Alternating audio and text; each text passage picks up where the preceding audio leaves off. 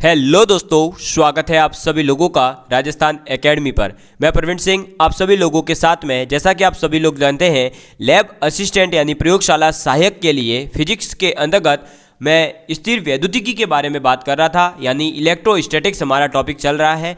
अगर आप नए हैं तो आपको बता दूं दोस्तों, फिजिक्स की क्लास रेगुलर 6 बजे डेली होती है और आप लोगों के लिए ऑलरेडी 2 टॉपिक्स कंप्लीट हो चुके हैं, रिजिड बॉडी एंड थर्मोडायनेमिक्स। ठीक है, ये हमारा थर्ड टॉपिक है। इसके अंदर हम कूलम के नियम को बहुत ही अच्छे से पढ़ चुके हैं। कूलम के नियम के बाद में इलेक्ट्रिक फील्ड के बारे में हम अच्छे से पढ़ चुके हैं। इलेक्ट्रिक फील्ड लाइंस वगैरह जो है हम डिटेल में डिस्कस कर चुके हैं कि इनसे कैसे क्वेश्चन बन सकते हैं, किस किस प्रकार के आए हैं, ये सब चीज़। ठीक है, चलिए दोस्तों, अब हम बात करते हैं। तो नेक्स्ट आ जाता है गाउस का थ्योरम, या फिर हम कह सकते हैं गाउस का नियम और उसके अनुप्रयोग, यानी कि Gauss theorem and its application. ठीक है, गॉस लॉ क्या होता है और इसका क्या अनुप्रयोग है, इससे जो है किस किस प्रकार के आप ऑब्जेक्ट्स का इलेक्ट्रिक फील्ड निकाल सकते हैं, ये हम डिटेल में पढ़ने वाले हैं। ठीक है दोस्तों, तो चलिए फिर आज हम स्टार्ट करते हैं हमारा गॉस लॉ। और आपको किसी भी प्रकार की और अन्य जानकारी चाहिए हो तो आप हमारे व्हाट्सएप नंबर पर कनेक्ट करिएगा, मैसेज करिएगा। आपको पूरी डिटेल में पर्सनली कॉल करके सभी को गाइड्स किया जा रहा है। चलिए दोस्तों, तो देखिए दोस्तों, आप लिखिएगा गाउस का नियम। गाउस का नियम, ठीक है। गाउस का नियम मतलब होता है गॉस लॉ। ठीक, चलिए अब ये जो गॉस लॉ है ये कहता क्या है। तो गॉस लॉ के अकॉर्डिंग दोस्तों, अगर हम बात करें गॉस लॉ की, तो ये कहता है कि एक आप विद्युत क्षेत्र मानिए और किसी भी विद्युत क्षेत्र में स्थित एक आप बंद पृष्ठ मान लीजिए, और उस बंद पृष्ठ का अगर आप इलेक्ट्रिक फ्लक्स निकालना चाहते हैं तो उसका इलेक्ट्रिक फ्लक्स जो होगा दोस्तों, वो उस इलेक्ट्रिक फील्ड जितना भी आपका है उसके अंदर बद्ध जो टोटल आवेश है, सर्दी लगी हुई तो थोड़ा दोस्तों कंप्रोमाइज करिएगा। कि देखिए, विद्युत क्षेत्र में स्थित आपका जो बंद क्षेत्र है, एक बंद पृष्ठ मानेंगे अपन, और उस बंद पृष्ठ के लिए हम क्या निकालेंगे, इलेक्ट्रिक फ्लक्स। तो उस बंद पृष्ठ के अंदर आने वाला कुल आवेश और उसका गुणा अगर कर दें हम 1/ε0 से, तो Q/ε0 बन जाएगा। तो Q/ε0 जो होता है वो उस बंद पृष्ठ के लिए विद्युत फ्लक्स का मान होता है, और यही नियम क्या कहलाता है, गॉस का नियम कहलाता है। समझ में आ गई बात। तो गॉस का नियम कहता है कि आप किसी भी बंद पृष्ठ को लीजिए और उसके लिए उसके अंदर आने वाले टोटल आवेश को लीजिए, उस आवेश का गुणा 1/ε0 से करिए तो Q/ε0 आएगा, और वो जो गुणनफल होगा वो उस बंद पृष्ठ का विद्युत फ्लक्स होगा। समझ में आ गई बात। तो अब आप लिखेंगे गाउस के नियम अनुसार, गाउस नियम के अनुसार, गाउस नियम के अनुसार विद्युत क्षेत्र में स्थित किसी काल्पनिक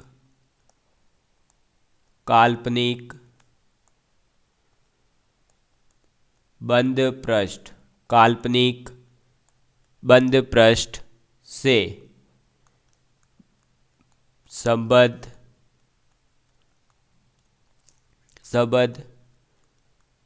कुल विद्युत फ्लक्स, कुल विद्युत फ्लक्स उस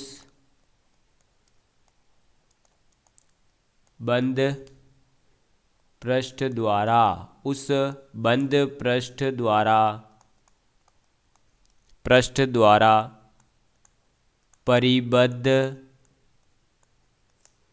कुल आवेश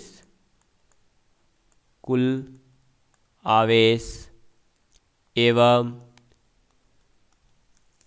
1/ε0 1/ε0 के, एक मिनट, 1/ε0 के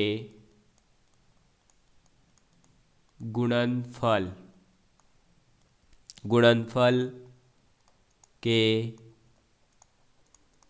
समान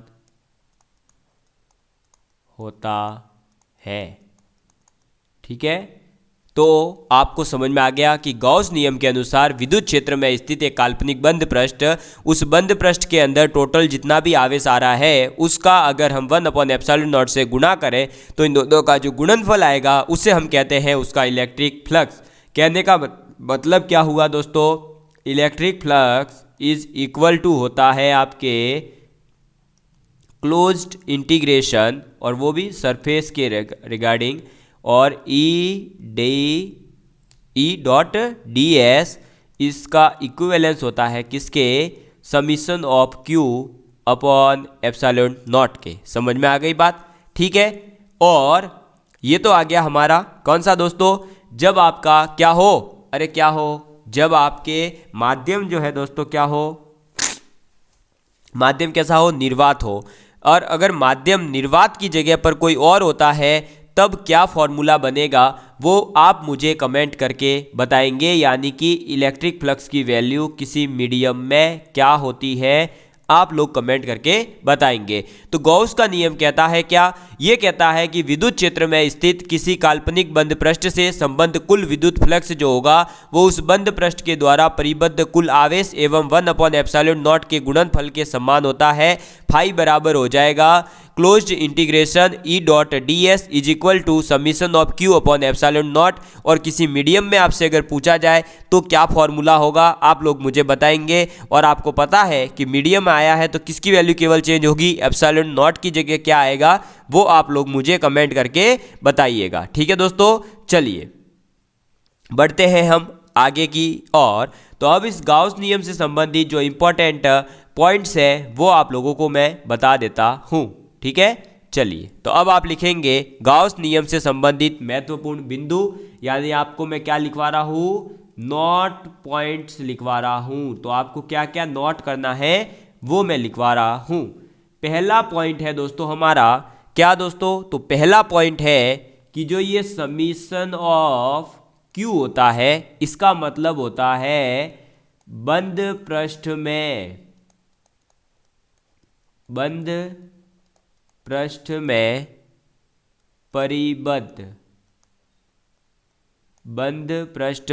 परिबद्ध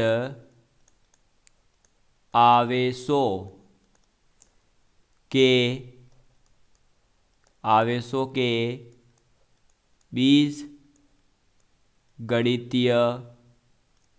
बीजगणितीय योग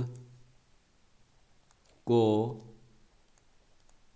व्यक्त करता है।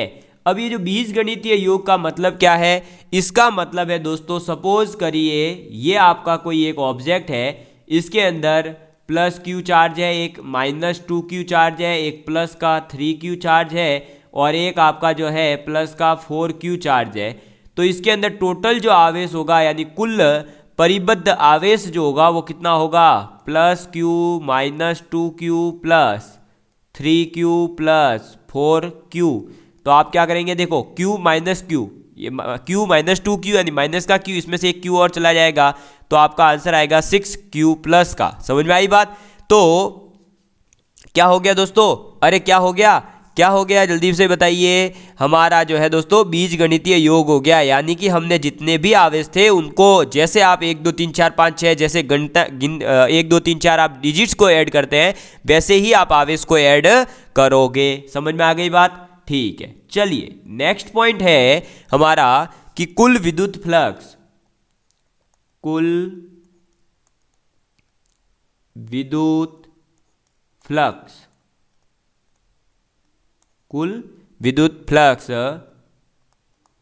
पृष्ठ से, यानी कि उस एरिया से, पृष्ठ से निर्गत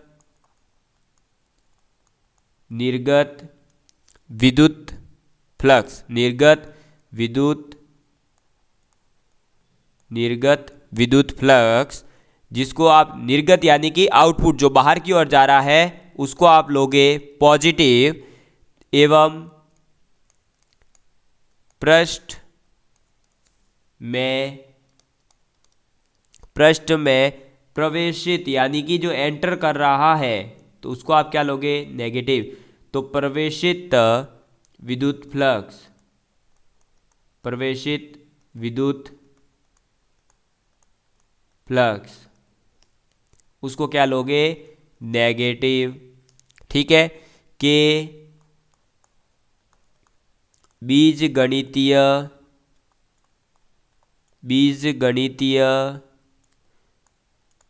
योग के समान होता है। समझ में आ गई बात। तो देखिए दोस्तों, पहला पॉइंट था कि जितने भी आवेश है उन सब का क्या करोगे आप बीजगणितीय योग करोगे।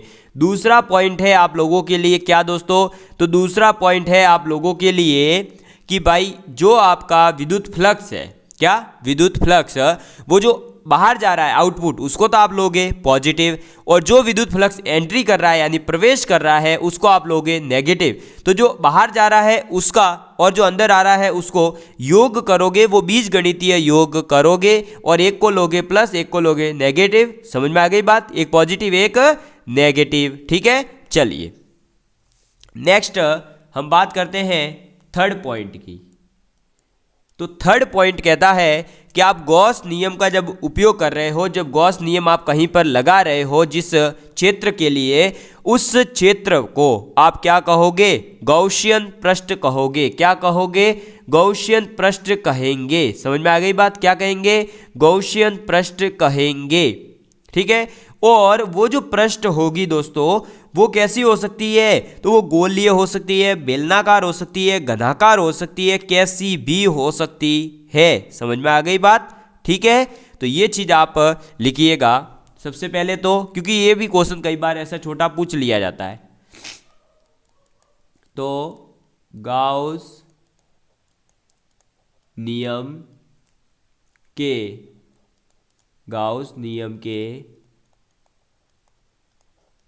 अनुप्रयोग के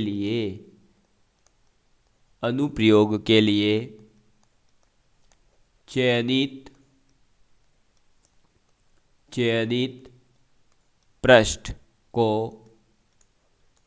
पृष्ठ को गॉसियन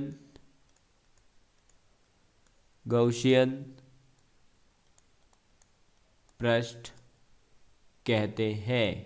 क्या कहते हैं गॉसियन पृष्ठ कहते हैं। ठीक है, और आप जो है यहां पर बंद पृष्ठ ले रहे हैं, और बंद पृष्ठ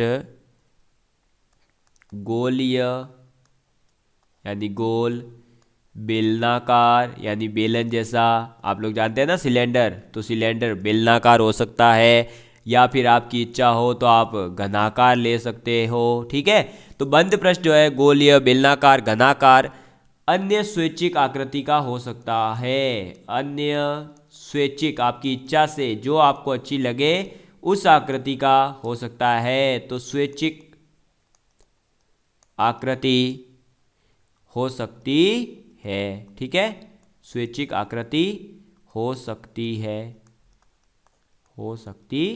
है। चलिए नेक्स्ट आपका आ जाता है फोर्थ पॉइंट। और देखिए पहला पॉइंट क्या है, याद रखना ये जो है ऐसे ही आपसे डायरेक्ट इससे कई चीज़ें जो है पूछी जाएगी। समझ में आ गई बात। ठीक है, तो ये आपको याद होनी चाहिए। चलिए नेक्स्ट हम बात करते हैं दोस्तों, अगर जो है आपके किसी पृष्ठ के अंदर टोटल चार्ज जो है वो 0 है, तो उस एरिया का विद्युत फ्लक्स जो होगा वो भी 0 होगा। कितना होगा 0 होगा।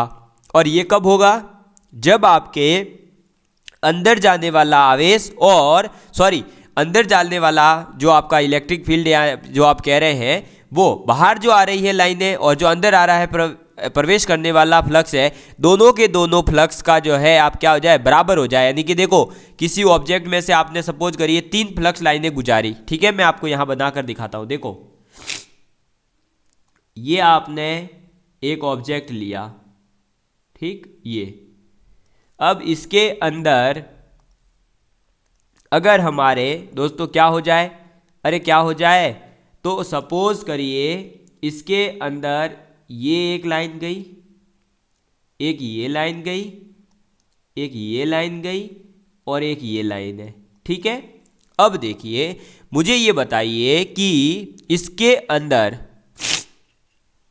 इसके अंदर ये जो हमारा ऑब्जेक्ट है इसमें से कितनी लाइनें जा रही है, ऑब्जेक्ट में से ये 2 लाइनें गुजर रही है, ठीक है, तो बाकी लाइंस का कोई मतलब नहीं है। अब देखो 2 ही लाइनें प्रवेश करी, 2 ही लाइनें बाहर आ गई, तो यहां पर फाई यानी कि विद्युत फ्लक्स कुल कितना होगा, तो आपका हो जाता है फ्लक्स प्रवेशित यानी एंट्री ई और आपका आउटपुट यानी ओ। अब देखो प्रवेश करने वाली लाइनों को आपने क्या माना था, पीछे देखिए, अरे ये देखो ये वाला पॉइंट, प्रवेशित को आप लेंगे नेगेटिव और जो अंदर बाहर जा रही है उसको लेंगे आप पॉजिटिव। तो प्रवेश के लिए कितनी थी -2, एंट्री के लिए और आउटपुट के लिए +2, कितना हुआ 0। तो इस बॉडी का फ्लक्स कितना हो गया, 0 हो गया। समझ में आई बात, ठीक है, ये क्लियर है। तो आप लोगों को ये बात याद रखनी है कि किसी भी ऑब्जेक्ट के अंदर अगर अंदर आने वाली इलेक्ट्रिक फ्लक्स लाइन है और बाहर निकलने वाली लाइन है इक्वल है, तो आप क्या कहेंगे, उसका इलेक्ट्रिक फ्लक्स 0 है। या फिर क्या हो जाए, या दोस्तों आपकी ऐसी सिचुएशन आ जाए, कैसी, देखिए ये आपका एक ऑब्जेक्ट लिया, इसके अंदर आपके +q चार्ज और -q चार्ज है, तो टोटल चार्ज यहां पर क्या हुआ, समीशन ऑफ q 0 हो गया, ठीक है।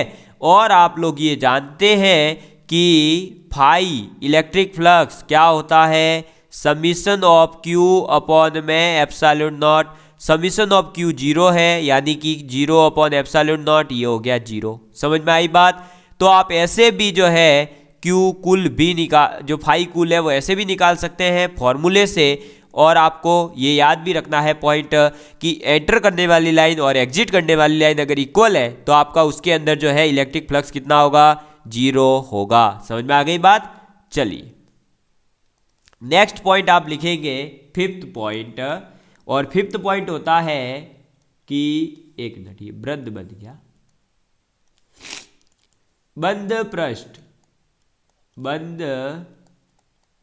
पृष्ठ से बाहर, बंद पृष्ठ से बाहर स्थित, यानी कि जो क्लोज सरफेस आप ले रहे हो उससे बाहर स्थित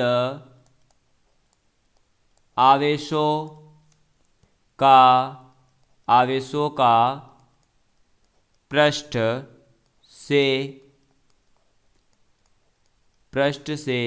निर्गत फ्लक्स, उनसे निर्गत फ्लक्स में कोई योगदान नहीं होता। ठीक है, उनका दोस्तों मतलब ये कहने का मतलब क्या, देखो मैं समझा देता हूं। आपने सपोज करिए ये लिया एक क्लोज्ड सरफेस, ये क्या लिया, बंद पृष्ठ यानी कि क्लोज्ड सरफेस। ठीक है, ये हमने क्लोज सरफेस ले लिया। अब इसके अंदर जो चार्ज आ रहे हैं ना, इसका अगर इलेक्ट्रिक फ्लक्स पूछा जाएगा तो इसके अंदर सपोज करिए +q है, +q है, -q है, +3q है, -4q है, +6q है। तो ये जो अंदर वाले चार्ज है इसी का इफेक्ट होगा। इसके बाहर अगर यहाँ कोई भी चार्ज आ जाए, यहाँ कुछ भी आ जाए, उसका कोई इफेक्ट नहीं होगा। तो आप इस चीज को ऐसे डिनोट करके लिख सकते हैं कि फ्लक्स जो होगा वो क्या होगा, तो कुल बराबर आप क्या लिखेंगे, +q -q -4q +3q +q 6q, ठीक है। ये देखो q minus 4q plus 3q plus q और प्लस 6q अपॉन में एप्सिलॉन नॉट। कितना होगा? 1 4 और 6 10 11, 11 माइनस 5 6, ठीक है। अरे भाई देख लो, ये से ये उड़ा, ठीक, और ये 3 और 1 4 और ये भी 4 गया, तो ये बचा क्या? 6q upon epsilon not. ये जो हमारे चार्जेस हैं, ये मैं इनको बाउंड्री के अंदर ले रहा हूँ, ठीक है। ये देखो ऐसे बाउंड्री बना रहा हूँ ना, ये ऐसा डायग्राम आपके लिए बना रहा हूँ, विचित्र डायग्राम। ये जो है ये इफेक्ट नहीं करेंगे, नॉट इफेक्ट।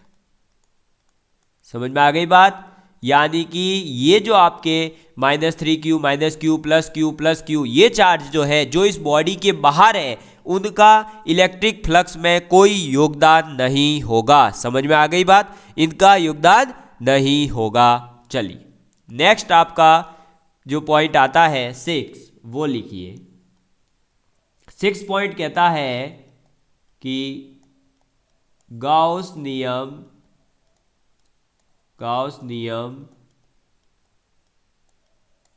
केवल उन सदिश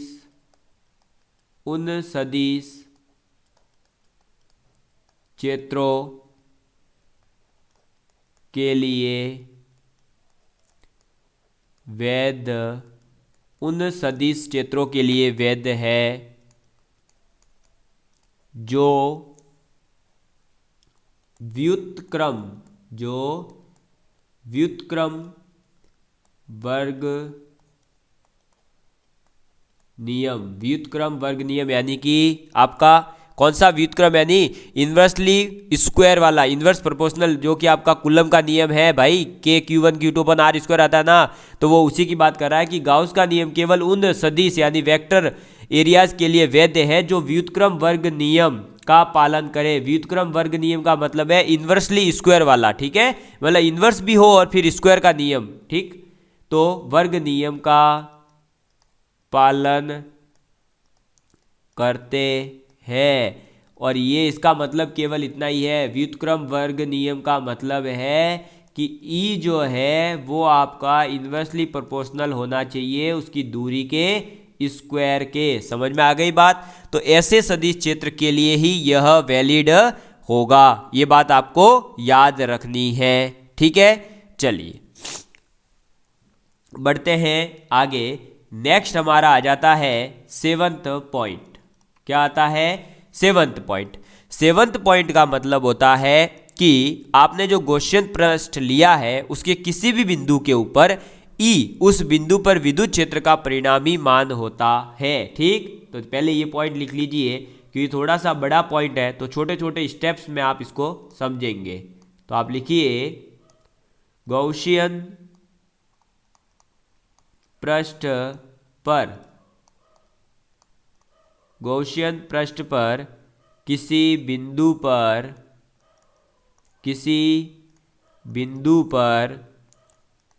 E वेक्टर उस बिंदु पर विद्युत क्षेत्र का परिणामी मान है। क्या है? परिणामी मान है। जो आपका देखो भाई, पीछे अपन ने देखो गॉस थ्योरम में क्या लिखा है, गॉस नियम क्या कहता है, phi is equal to closed integration E dot ds। तो ये जो E है ना, ये आपका क्या है, देखो ये उसी की बात कर रहा है कि गॉसियन पृष्ठ पर किसी भी बिंदु पर E उस बिंदु का क्या होगा, विद्युत क्षेत्र का परिणामी मान होगा, ठीक है। अब देखिए दोस्तों, हम बात करते हैं आगे कि पृष्ठ के भीतर कुछ आवेश होंगे और पृष्ठ के बाहर कुछ आवेश होंगे, ठीक है। तो अंदर के जो आवेश है, ठीक है, और जो बाहर के आवेश है, तो बाहर के आवेश भी विद्युत क्षेत्र को तो उत्पन्न करते ही है, ऐसा थोड़ी कि विद्युत क्षेत्र ही उत्पन्न नहीं करेंगे। तो आपको बता दूं दोस्तों कि आपका जो